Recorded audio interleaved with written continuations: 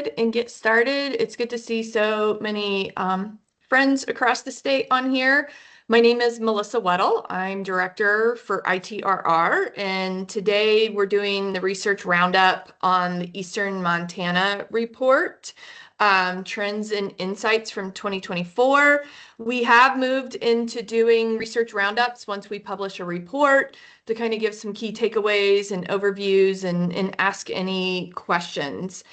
This report was exciting for me. One of the things I love doing is looking at a lot of different data sources and kind of being an investigator. And so that is what this report is. It was data that we have already collected and looked at it from a variety of angles. So the objective of this, it was a Tourism Advisory Council TAC project, and the goal was to generate a comprehensive overview of tourism trends in Eastern Montana by looking at our existing data sources, and some of those also included using the U.S. Census data as well. So summarizing trends, looking at county level, regional data, looking at visitor profiles, travel behaviors, looking at community changes to population growth and tax collections, looking at Western Montana and some of the differences, and then, having some data to inform regional diversification and long-term growth in relation to different policies. So the first thing that's important is that we look at how Eastern Montana is defined, and that is through the State Tourism Office and the Department of Commerce. It looks at the Missouri River Country, Southeast Montana, and parts of Central Montana and the tourism regions. This is located east of the Continental Divide and borders North and South Dakota. It is and looks different than Western Montana, often characterized by prairies, badlands, river landscapes, and historic sites.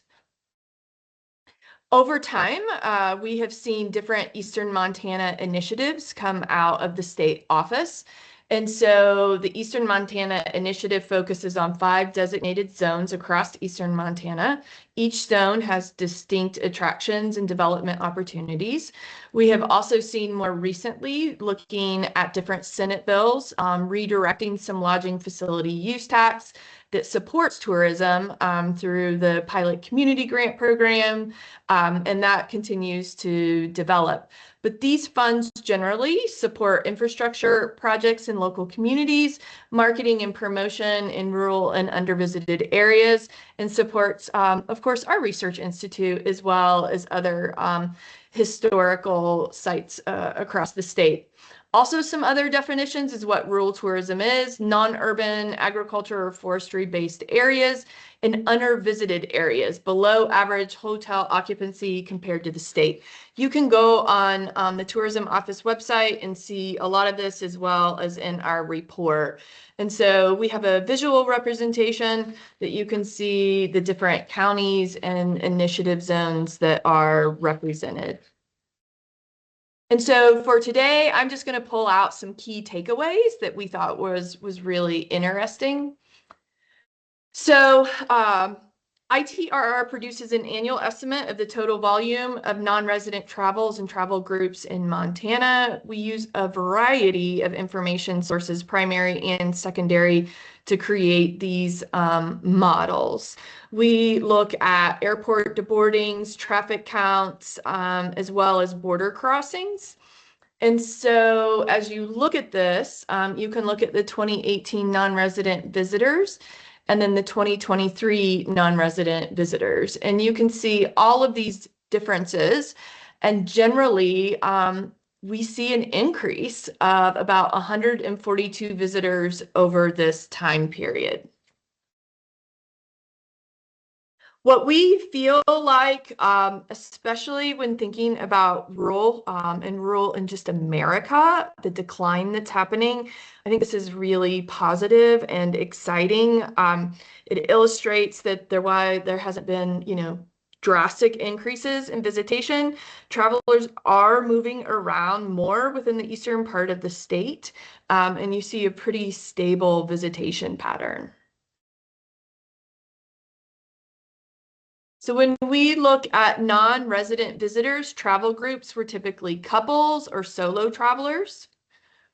Visitors were predominantly older, 45% were 65 to 74, 27% were 55 to 64, 45% were 65 to 74. Top visitor origins, this doesn't surprise anyone, North Dakota, Washington, Minnesota. Transportation method, 73% arrived by car or truck, 21% by RV, and 5% by air. When we look at expenditure comparisons, notice that we have adjusted this for the consumer price index and inflation. And so you can see total expenditures in 2017 to 2018, and then 2022 to 2023. And those of you who are familiar with our data, we do 2-year averages of this when it comes down to region and county level, often because of small sample sizes. So you can see that difference or that increase. So that is exciting.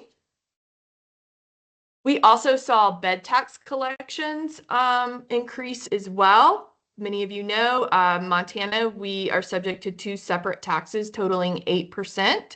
And then you can see bed tax collections in EMI rose substantially from 2018 to 2023, also accounting for inflation.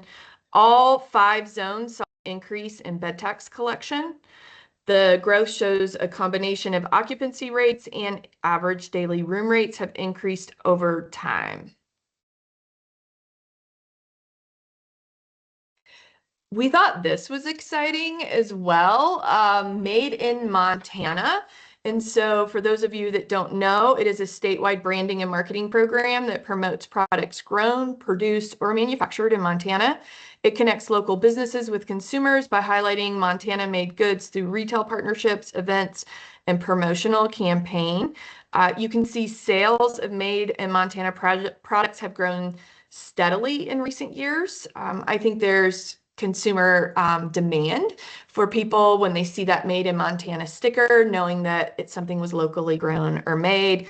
And we know there's been a lot of efforts to market this as well. So I think when we talk about keeping tourism dollars in our regions and in our communities, this illustrates the success of that.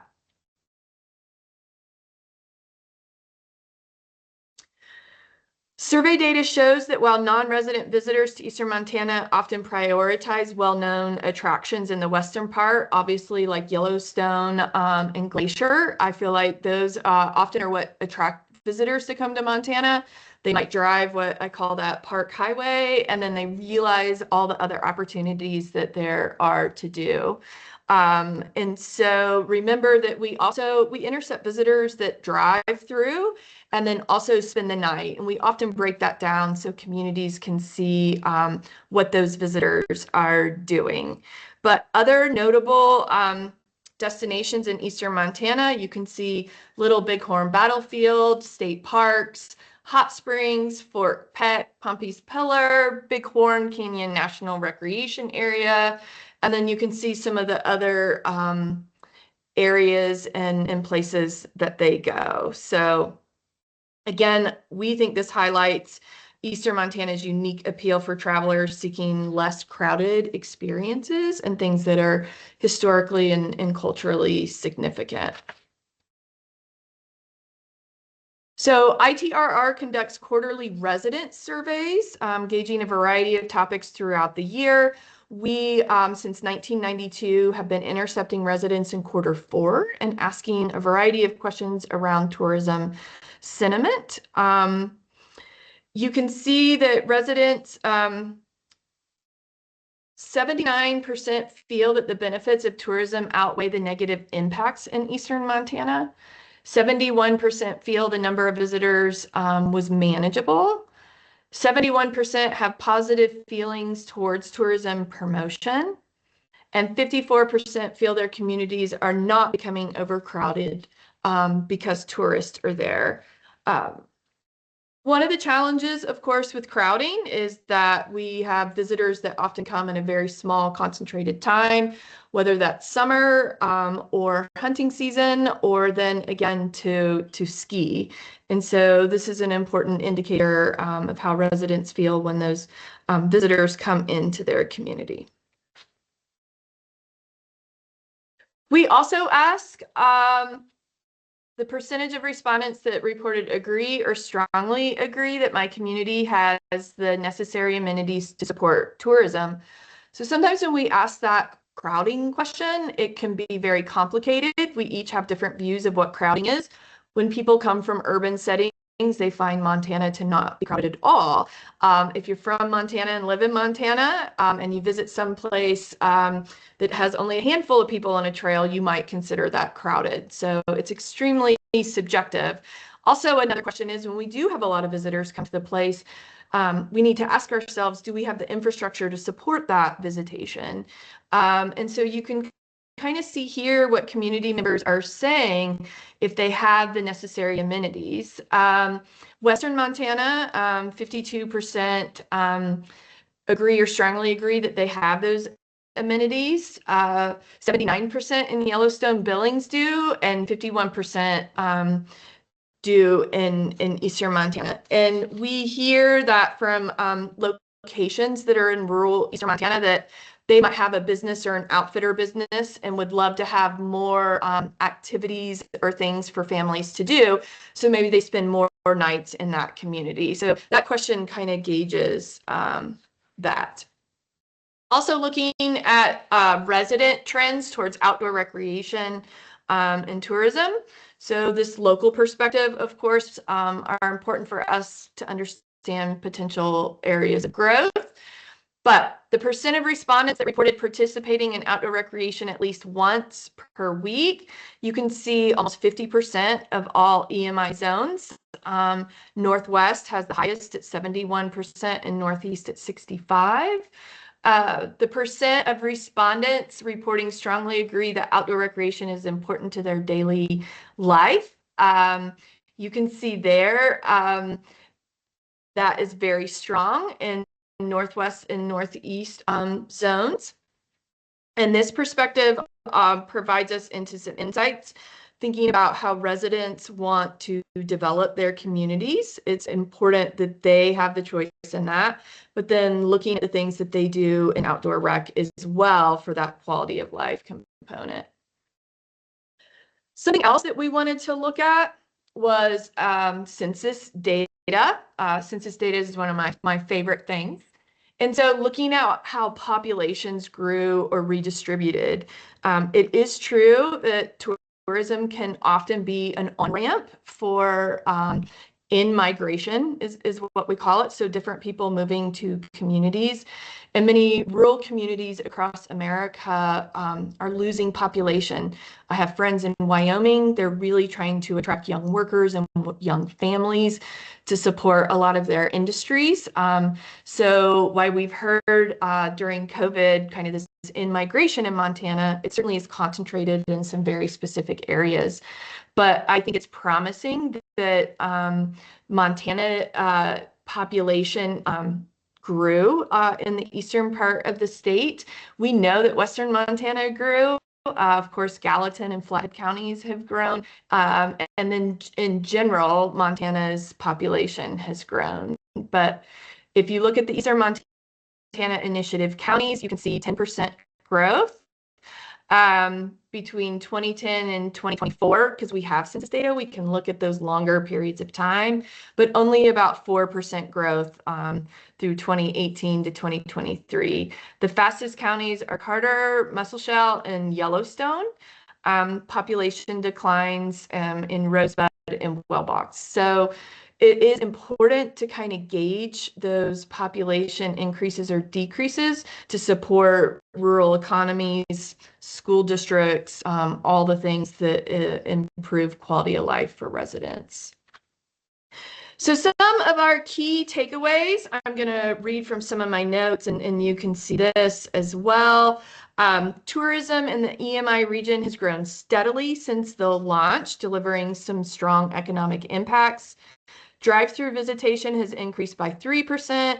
Lodging tax revenues have increased 44%. Over 5 years, we really saw an increase in short-term rentals in that area as well. Visitor spending more than doubled from 518 million to 1.1 billion. The top spending category doesn't shock us, but 815 million went to gasoline. Again, knowing that this is a drive-through market. We saw population growth of about 10% or 27,000 residents since 2010. EMI is the drive-through market with a lot of auto or RV-based travelers. Visitors are typically older adults traveling in small groups and often repeat visitors from around the region or nearby states. Key draws include scenic landscapes, open space, outdoor recreation, popular activities, scenic driving, camping, hiking, and wildlife viewing, stargazing, historical, cultural, and dinosaur sites. We do have a museum and dinosaur report coming out next month, so I think that'll be really exciting and hit that home as well. Visitor satisfaction is extremely high, with 98% of visitors that we intercept say they felt welcomed by locals. 93% were satisfied or very satisfied overall.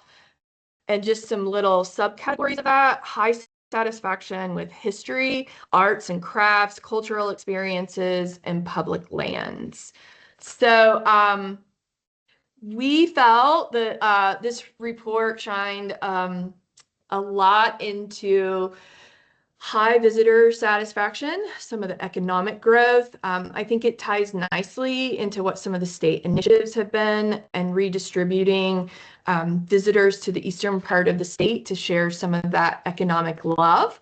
And what we do know about having a strong visitor economy is it improves locals' quality of life, often providing more amenities, more airport service, trails, restaurants, coffee shops, these types of things, and jobs. So again, when you look at rural America, a lot of places are really struggling. And I think this data provided a lot of insights and hopefulness, in my opinion, for Eastern Montana.